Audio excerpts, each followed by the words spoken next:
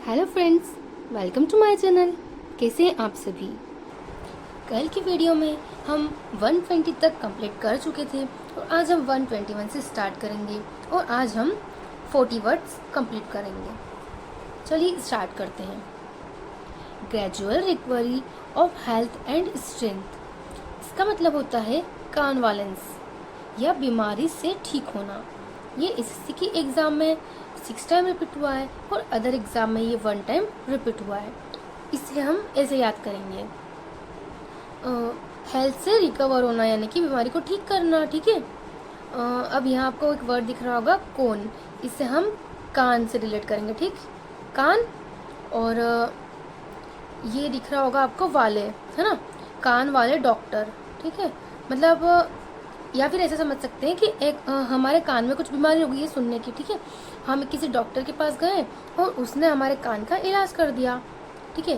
कौन वाले डॉक्टर, कान वाले डॉक्टर के पास गए और उसने हमारे कान का इलाज कर दिया और हमने क्या किया, बीमारी से ठीक हो गए, ठीक है। तो ऐसे आप याद कर सकते हैं। Next word, a person who readily believes others easily, मतलब ऐसा व्यक्ति जो दूसरों पर आसानी से भरोसा या विश्वास कर लेता है। इसे हम बोलते हैं क्रेडुलस या भोला भाला। ये एसएससी के एग्ज़ाम में 5 टाइम रिपीट हुआ है और अदर एग्ज़ाम में ये वर्ड 2 टाइम रिपीट हुआ है, ठीक है। तो इसे आप ऐसे याद कर सकते हैं। Next word, a doctor who studies and treats skin disease, यानी कि ऐसा व्यक्ति जो स्किन से रिलेटेड बीमारियों को ठीक करता है ना। उसे हम बोलते हैं डर्मेटोलॉजिस्ट। डर्मा का मतलब ही होता है स्किन से रिलेटेड और लॉजिस्ट मतलब जो विशेषज्ञ होता है ना वो। तो डर्मेटोलॉजिस्ट यानी कि त्वचा विज्ञान या विशेषज्ञ। ये एसएससी के एग्ज़ाम में 3 टाइम रिपीट हुआ है और अदर एग्ज़ाम में ये वर्ड 4 टाइम रिपीट हुआ है, ठीक है। Next word, a thing fit to be eaten, यानी कि खाने योग्य चीज़, है ना। उसे हम बोलते हैं इडिबल या खाद्य। ये एसएससी के एग्ज़ाम में 6 टाइम रिपीट हुआ है और अदर एग्ज़ाम में ये वर्ड 1 टाइम रिपीट हुआ है। इसे हम ऐसे याद करेंगे कि a thing fit to be eaten, यानी कि ऐसी चीज़ जो खाने योग्य हो। अब यहाँ पे इडिबल, ईडी को हम इडली से रिलेट कर लेंगे ना, जो हम इडली खाते हैं, सांभर इडली, है ना। और ये एबल, जो इडली जो होती है ना वो खाने के योग्य होती है, तो वो खाने योग्य हो गई, यानी कि खाद्य पदार्थ, ठीक है। इसे हम ऐसे याद करेंगे। Next word, wide spread outbreak of a disease which affects large populations at the same time. इसका मतलब होता है एपिडेमिक, यानी कि महामारी। ये एसएससी के एग्ज़ाम में 5 टाइम रिपीट हुआ है और अदर एग्ज़ाम में ये वर्ड 2 टाइम रिपीट हुआ है, तो इसे ही हम ऐसे याद करेंगे, ठीक है। और नेक्स्ट वर्ड है a person motivated by irrational enthusiasm, या जो कट्टरपंथी लोग होते हैं ना, जो एकदम कट्टर होते हैं किसी एक ही चीज़ का जो करते हैं, मतलब फिक्स, वैसे उन्हें हम बोलते हैं फैनेटिक या कट्टरपंथी। तो फैनेटिक में आपको दिख रहा होगा fan.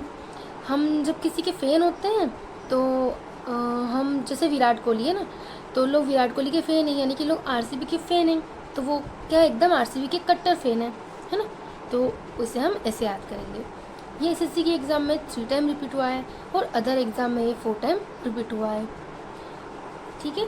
Next word, the plants and vegetation of a particular reason, यानी कि किसी पार्टिकुलर क्षेत्र के जो वनस्पति और जो पौधे होते हैं ना, उन्हें हम बोलते हैं फ्लोरा, यानी कि वनस्पति। ये एसएससी के एग्ज़ाम में 5 टाइम रिपीट हुआ है और अदर एग्ज़ाम में 2 बार रिपीट हुआ है, ठीक है। तो वनस्पति विज्ञान, इसे हम ऐसे याद करेंगे। यहाँ पे फ्लोरा आपको फ्लावर की तरह दिख रहा होगा ना, फ्लावर फूल, फूल पौधे पर वनस्पति है ना, आप इससे रिलेट कर सकते हैं इसको, आप इसे ऐसे याद करेंगे। Next word, a person who has escaped from captivity और इज इन हेडिंग, यानी कि ऐसा व्यक्ति जो भाग जाता है ना किसी कैद से, उसे हम बोलते हैं फ्यूजिटिव या भगोड़ा। ये वर्ड एसएससी के एग्ज़ाम में 6 टाइम रिपीट हुआ है और अदर एग्ज़ाम में ये वर्ड 1 टाइम रिपीट हुआ है।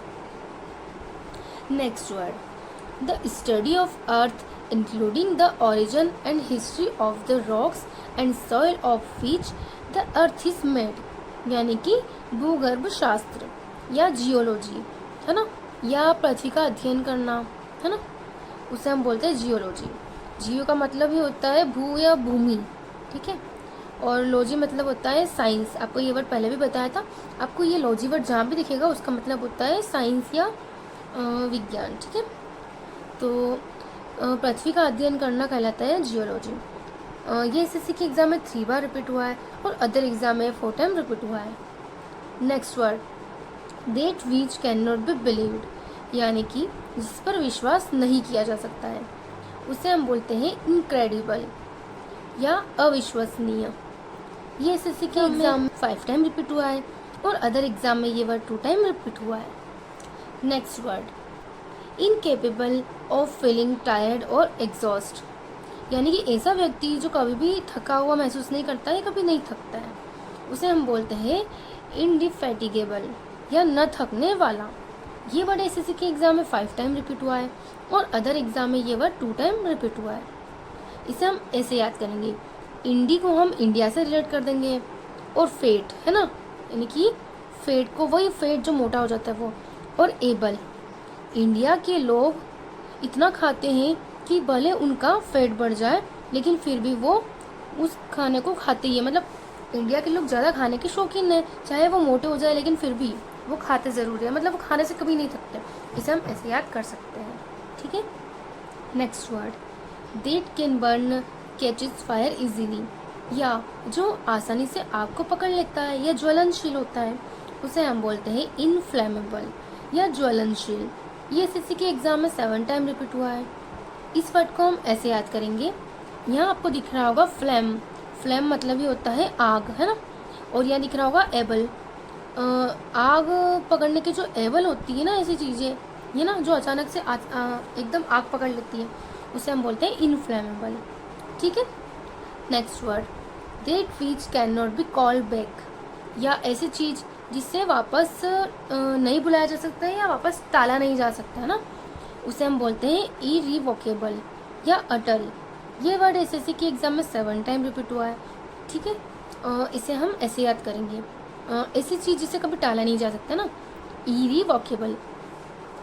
इसे हम ऐसे याद कर सकते हैं कि जब आप किसी एग्ज़ाम की प्रिपरेशन कर रहे हैं ना, तो वोकेब जो है ना वो हर एग्ज़ाम में आती है ना, आप उसे वोकेब को आपको याद करके जाना ही पड़ेगा, क्योंकि वो आना तय है ना, उसे टाल नहीं सकते हम कि इस बार नहीं आएगी, वो हमेशा आएगी ही आएगी।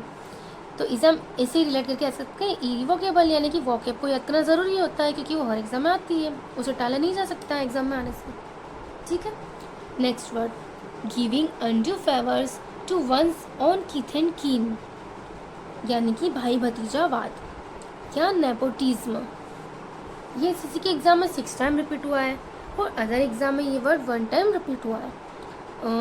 नेपोटिज्म को हम आपको दिख रहा होगा पोती, है ना, ये किसी रिलेशन से रिलेटेड है, पोती दादी पोती होता है ना इससे, तो आप इसको ऐसे रिलेट करके याद कर सकते हो कि ये जो होता है भाई भतीजावाद या रिलेशन, तो ऐसे याद कर सकते हो आप इसको।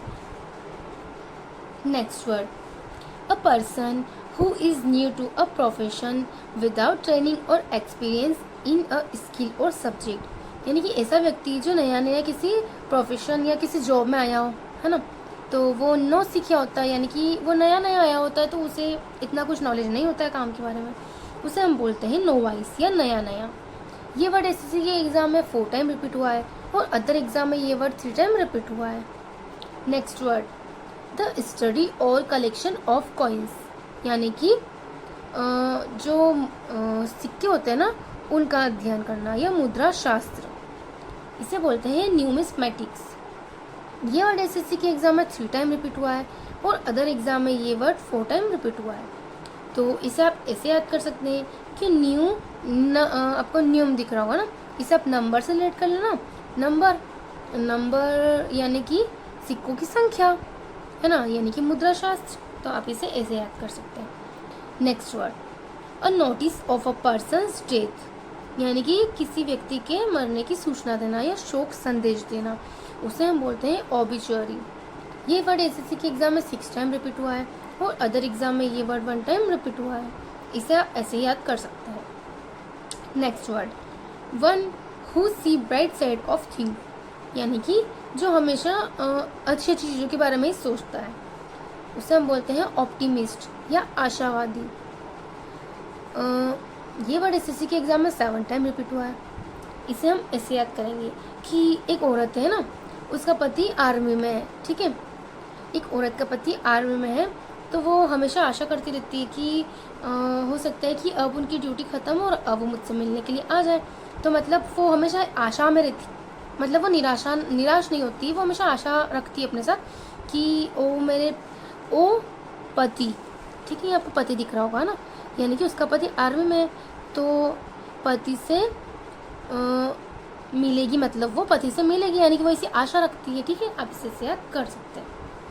Next word, a person who opposes war और यूज ऑफ मिलिट्री फोर्स, है ना, यानी कि ऐसा व्यक्ति जो युद्ध का विरोध करता है या मतलब युद्ध से मतलब शांति चाहता है, ऐसा व्यक्ति, उसे हम बोलते हैं पैसिफिस्ट। पैसी को हम पीस से रिलेट कर देंगे, है ना। पीस मतलब होता है शांति। ऐसा व्यक्ति जो शांति चाहता है उसे हम बोलते हैं शांतिवादी। ये एसएससी के एग्जाम में 6 टाइम रिपीट हुआ है और अदर एग्जाम में ये वर्ड 1 टाइम रिपीट हुआ है। Next word, a person who does not like understand और enjoy the beauty of art, literature, music etcetera, उसे हम बोलते हैं फिलिस्टाइन या अशिक्षित, ठीक है। ऐसा व्यक्ति जो कला, लिटरेचर, म्यूजिक मतलब इन सब के बारे में नहीं जानता है ना, उसे अशिक्षित बोलते हैं, यानी कि फिलिस्टाइन। ये वर्ड एसएससी के एग्जाम में 7 टाइम रिपीट हुआ है, ठीक है। इसे आप ऐसे भी याद कर सकते हैं कि फिलिस्टाइन का मतलब होता है फिल, इसमें आप फिल दिख रहा होगा ना, फिल और इस दिख रहा होगा, इसे हम इसे रिलेट करेंगे ना, फिल इसे, यानी कि जिस व्यक्ति ने इन सब को फील ही नहीं किया है, उसने ये सब सीखा ही नहीं है, तो उसे ये सब आता ही नहीं है, क्योंकि उसने इनको फील ही नहीं किया है, इसका मतलब वो अशिक्षित है, ठीक है। इस वर्ड को हम ऐसे याद करेंगे। और आपको हमारी वीडियो कैसी लगी कमेंट में ज़रूर बताएं। आप किस टाइप की वीडियो चाहते हैं, आप किस टाइप का प्रैक्टिस सेशन चाहते हैं, आप मुझे कमेंट में ज़रूर बताएं। और अगर मुझसे इसमें कोई गलती हो तो मुझे मेरी गलती भी बताएं। और आपको ऐसी और वीडियो चाहिए तो हमारे चैनल को सब्सक्राइब कीजिए, वीडियो को लाइक कीजिए। और इसके आगे का हम कल कंटिन्यू रखेंगे। कल हम 141 से स्टार्ट करेंगे। ओके।